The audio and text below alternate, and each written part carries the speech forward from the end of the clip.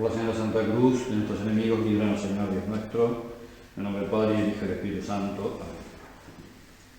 Señor mío y Dios mío, creo firmemente que estás aquí, que me ves, que me oyes.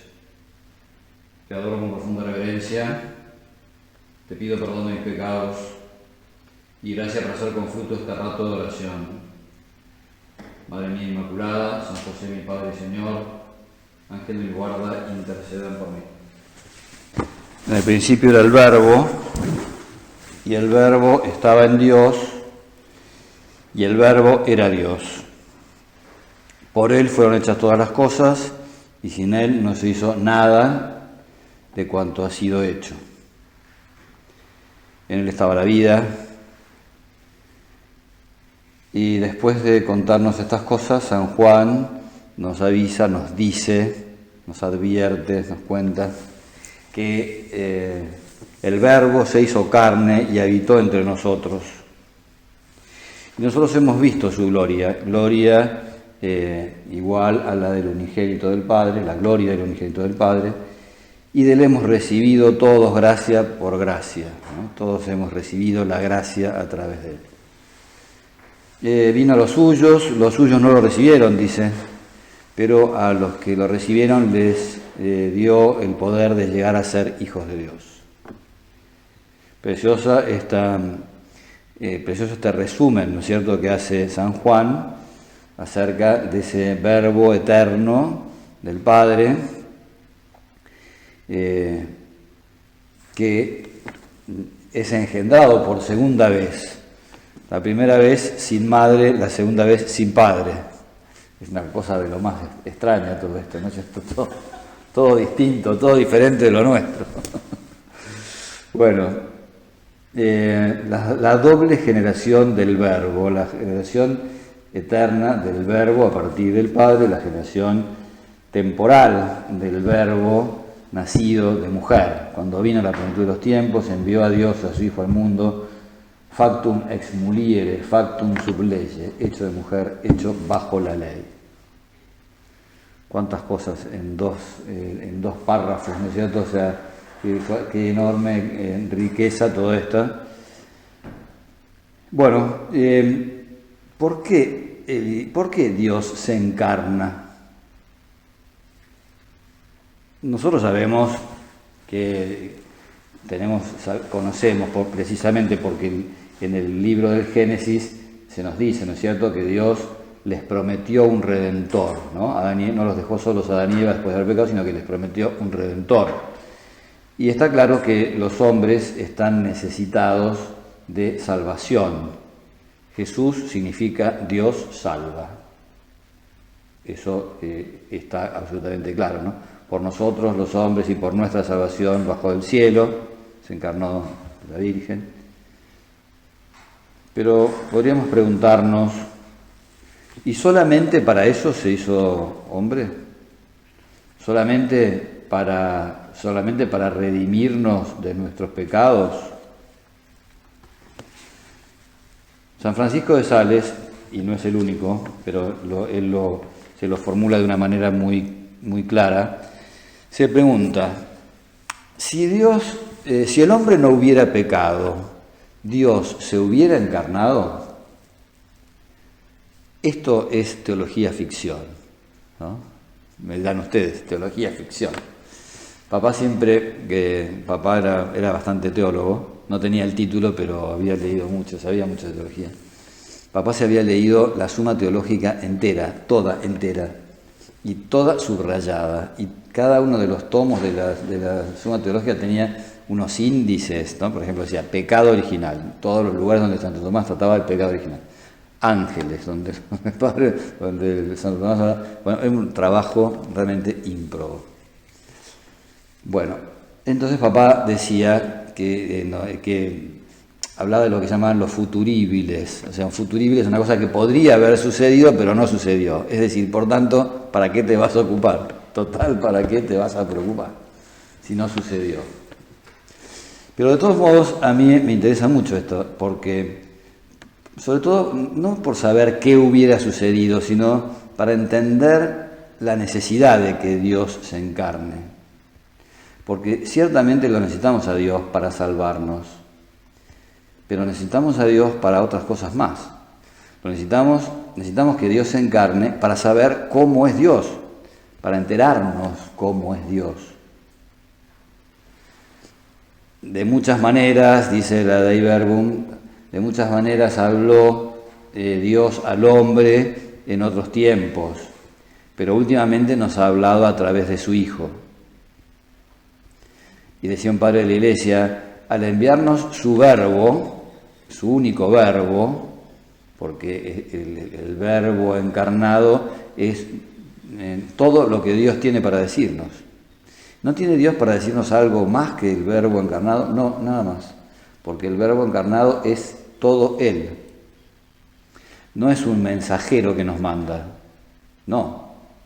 Cuando Jesús, me parece que es Felipe, ¿no? ¿Vieron cómo meten la pata a los apóstoles? Uno nunca sabe cuál de todos los apóstoles es el que metió la pata. Me parece que en esta casa, en este momento, fue Felipe, ¿no? Que le dice, Señor, muéstranos al Padre y con eso nos basta. Felipe, tanto tiempo que hace que estoy con ustedes y todavía no te has enterado. Felipe, quien me ve a mí, ve al Padre. Necesitamos la encarnación, porque a Dios nadie lo ha visto jamás. El Hijo del Hombre nos lo ha mostrado. En Cristo está toda la plenitud de la divinidad corporalmente. Fíjense, acá estamos nuevamente en la relación entre la carne y el espíritu, entre el cuerpo y ¿no? Entre lo humano y lo divino. Todo lo divino se nos aparece en forma humana. Cristo es como...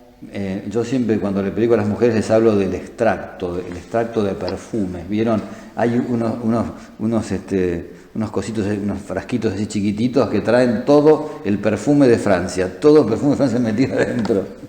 O bueno, o un extracto de la maravilla de lo que es ese, ¿no? Ese perfume francés. Bueno, en Cristo está toda la plenitud de la divinidad corporalmente. Cristo es el que nos viene a revelar todo lo que es Dios. Él es el Logos, es la palabra que Dios tiene para expresar todo lo que es Él. Quien me ve a mí ve al Padre. Ha venido también para que nosotros tengamos vida en abundancia. Yo he venido a que tengan vida y la tengan en abundancia.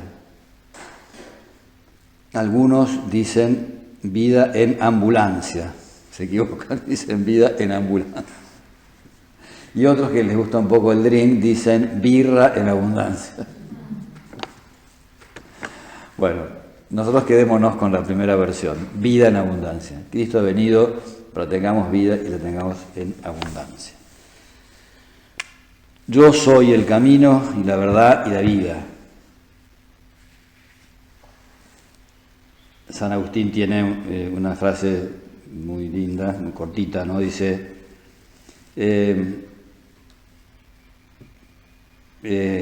Jesús, dice, es la verdad y la vida, permaneciendo igual al Padre, siendo igual al Padre, Él es la verdad y es la vida, porque Él es Dios, es la verdad y la vida.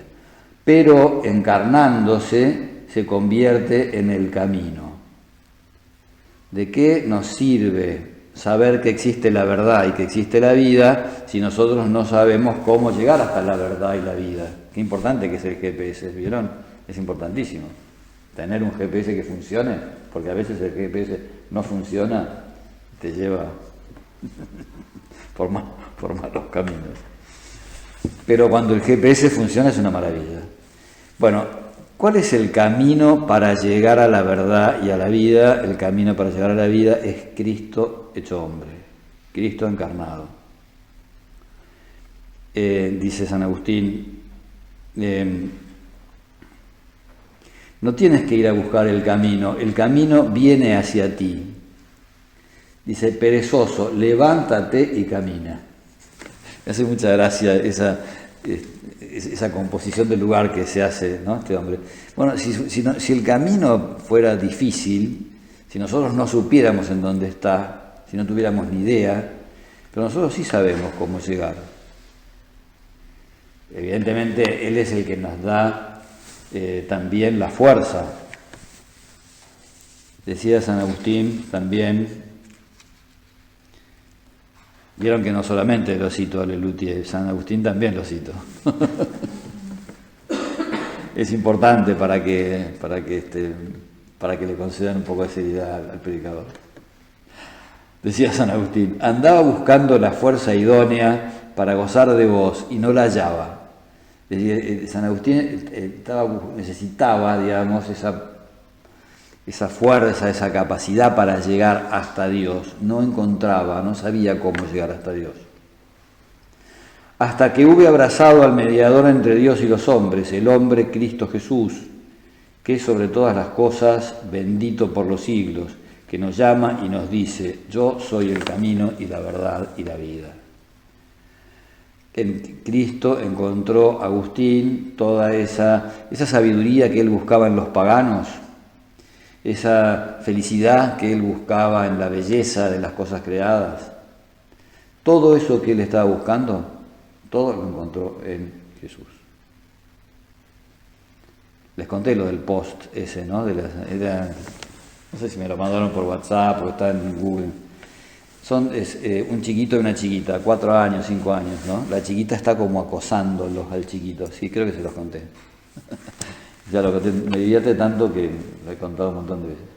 Y entonces la chiquita le dice al chiquito, dice, ¿vos te llamás Google? No, le dice el chico. ¿Por qué? Porque tenés todo lo que yo busco, dice. ¿Saben dónde encontramos todo lo que nosotros buscamos? Lo encontramos en Cristo. Esa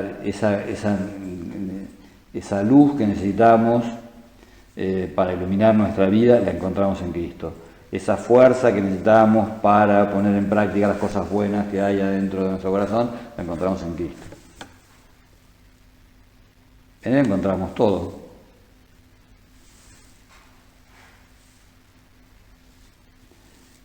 Tenía una cita que precisamente pensé que no la iba a poder.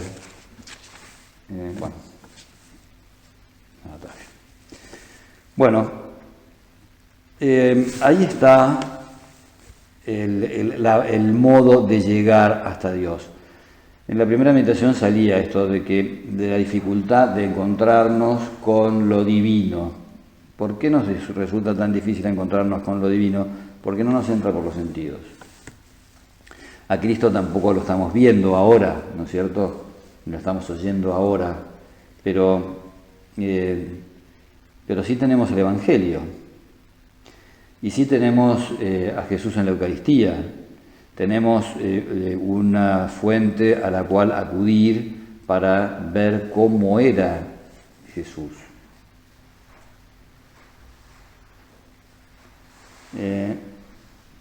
Tenemos que acudir a Él para ver cuáles eran los modos que Él tenía de enseñarnos lo divino. Cómo hablaba Él de las cosas de Dios. En primer lugar, conocer su persona, porque conociendo su persona, evidentemente, conocemos todo. Pero también Él tenía sus modos de hablar, ¿no? Sus modos de llegar. El Catecismo de la Iglesia Católica recoge unas palabras de San Ireneo de León, preciosas. Dice, el Verbo de Dios ha habitado en el hombre y se ha hecho hijo del hombre para acostumbrar al hombre a comprender a Dios y para acostumbrar a Dios a habitar en el hombre según la voluntad del Padre. Para que nosotros nos vayamos acostumbrando a las cosas divinas, para que nosotros vayamos entendiendo las cosas divinas, ¿qué hace Él? Él se hace hombre, aprende nuestro lenguaje.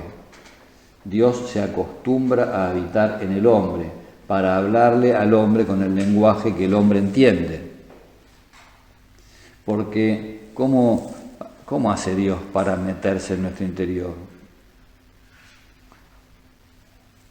Habla el lenguaje que nosotros hablamos.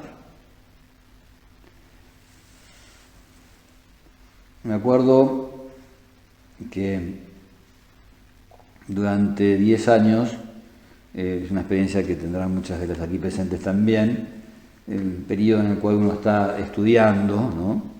Y estudia un montón de cosas. Yo, desde que empecé la facultad hasta que me ordené, pasaron 10 años, creo, ¿sí? Y después hice el doctorado. Entonces, bueno, en todo ese tiempo rendí 40 materias de Derecho, 20 de Filosofía, 40 de Teología, 12 de Derecho Canónico, tesis. ¿Y cuál fue mi primer auditorio? Luli Migrieta, primer auditorio. Que tendría 7 años en aquella época. Es decir, las chicas de Mirasores que no les podía hablar de San Ambrosio y de Ulpiano, no me servía, ¿no? Ese lenguaje no me servía. Y entonces yo tuve que aprender quién era la Barbie. Y tuve que aprender qué era el elástico, por ejemplo, ¿no? ¿Por qué? Porque uno tiene que ponerse en el pellejo de la gente a la que intenta llegar, porque si vos le puedes hablar, hay cosas que son sublimes, pero no se le pueden enseñar a una persona que está en otra, no es todavía su tiempo, ¿no? Entonces hay que ir de a poquito, progresando de a poquito. El padre Ernesto contaba una anécdota que, como yo nunca supe, porque él siempre hablaba en tercera persona, no decía que era él, pero yo creo que era él. Este era un cura que estaba comiendo en una casa y había un chico chiquito. El chico estaba recién haciendo sus primeras armas, ¿no? Sus primeras...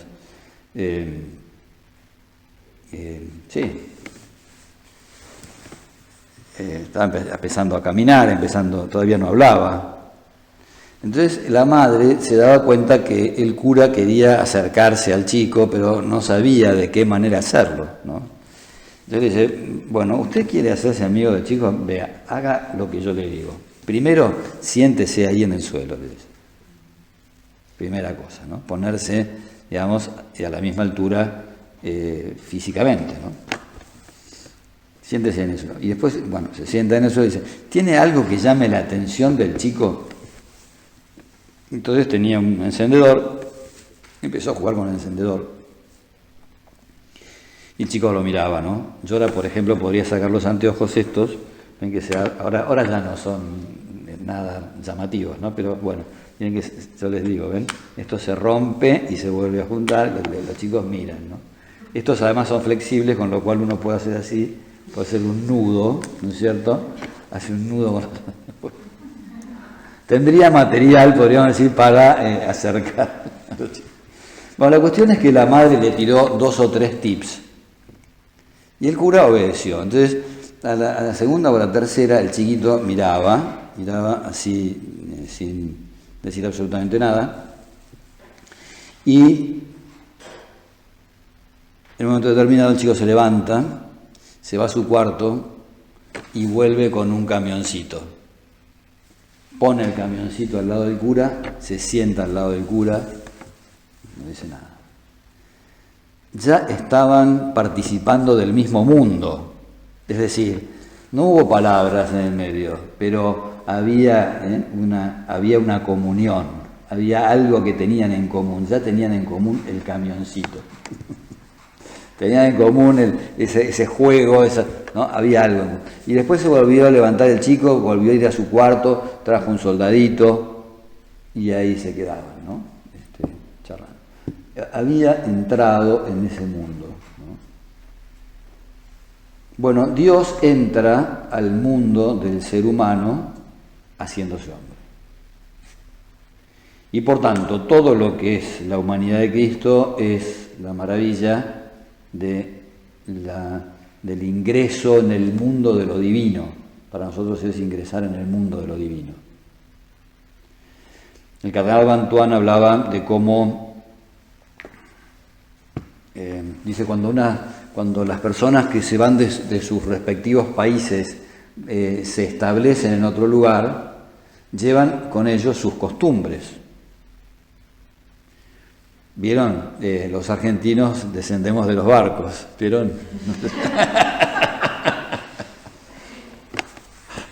Según dice nuestro querido presidente. Entonces, claro, ¿qué es lo que hace? Afortunadamente, ¿no? Porque, por ejemplo, ¿de dónde viene la pizza? ¿No? ¿De dónde viene la pasta asciutta? ¿De dónde viene? Y viene la trajeron los tanos con sus barcos, ¿no? Y qué sé yo, ¿y de dónde viene la sardana? Y la trajeron los catalanes. ¿Y de dónde viene el whisky? Lo trajeron los escoceses. Bienvenido, todo lo que viene en barco. También lo autóctono, ¿no es cierto? Bueno, entonces lo que dice el Cardenal Bantuán es que los que emigran traen consigo lo que han visto en su tierra. ¿Qué es lo que hace Dios al encarnarse? Dios al encarnarse trae todo lo que Él ha vivido. A ustedes no los he llamado siervos, no los he llamado mis servidores, sino que los he llamado mis amigos, porque les he contado todo lo que yo he visto junto al Padre, todo lo que yo he vivido junto al Padre. Esto es lo que viene Jesús a transmitirnos, vida en abundancia. Viene a transmitirnos el conocimiento de Dios, viene a transmitirnos el amor de Dios, viene a transmitirnos la vida divina. Todo eso humanamente.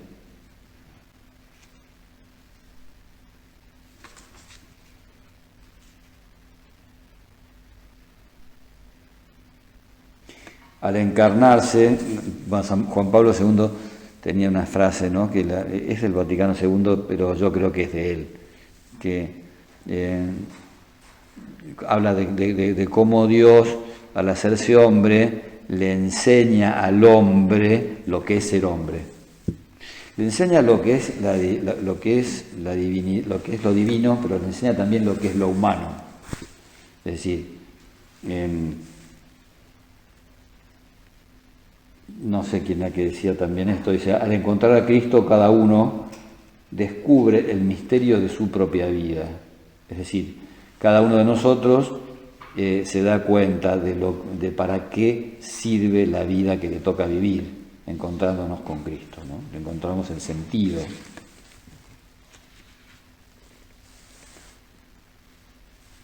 Qué lindas estas palabras de Surco, del número 813 de Surco, dice: gracias, Jesús mío, porque has querido hacerte perfecto hombre, con un corazón amante y amabilísimo, que ama hasta la muerte y sufre, que se llena de gozo y de dolor, que se entusiasma con los caminos de los hombres y nos muestra el que lleva al cielo, que se sujeta heroicamente al deber y se conmueve por la misericordia, que vela por los pobres y por los ricos, que cuida de los pecadores y de los justos. Gracias, Jesús mío, y danos un corazón a la medida del tuyo. Esto es lo que el Señor viene a traernos, ¿no? Le pondrás por nombre Emmanuel, que significa Dios con nosotros. Esto es lo que es, ¿no? Jesús.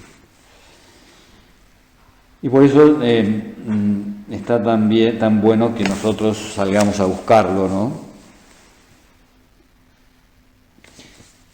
Decía en uno de los tomos de los libros de meditaciones, decía, se busca a Cristo, porque eso es lo que nosotros hemos de buscar, ¿no? Buscar a Cristo. Se busca a Cristo con la fuerza del primer amor, o con el dolor del arrepentimiento, o con la madurez serena que corona una vida de entrega. Lo decisivo es comenzar a vivir la primera, ¿no? A vivir esa búsqueda, ¿no? Es lo fundamental, con la alegría y sencillez de los pastores. Y acá va a citar varios ejemplos de personajes o personas del Evangelio, ¿no es cierto?, que buscan a Jesús.